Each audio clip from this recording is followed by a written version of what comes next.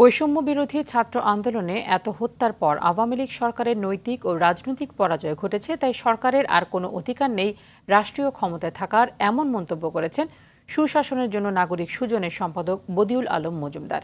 Dhaka reporters ইউনিটিতে সংবাদ সম্মেলনে কোটা সংস্কার আন্দোলনে বৈষম্য বিরোধী আন্দোলনকারীদের সাথে সংহতি প্রকাশ করে সংগঠনটি।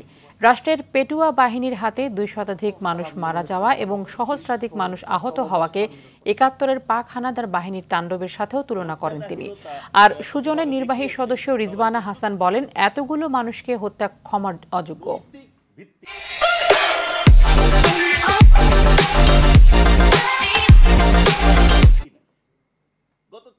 এতগুলো মানুষের প্রাণ নিয়ে নেওয়া হবে, এটাকে আমরা কিভাবে ক্ষমা করে দেব?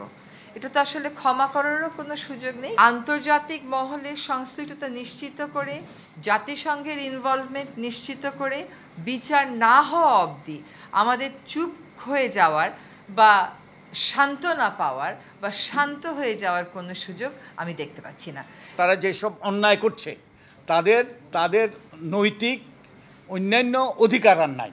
আমাদের যে পরিস্থিতি যেভাবে জটিল হচ্ছে, যদি এটা শান্তিপূর্ণভাবে সমাধান না হয়, যদি একটা যৌক্তিকভাবে সমাধান না হয়, এই যে এটাকে দেশটাকে কারাগারে যে পরিণত করা হয়েছে, খুন খারাপি হয়েছে, এগুলোর বিচার যদি না হয়, তাহলে কিন্তু হয়তো সেই দিকেই যাবে।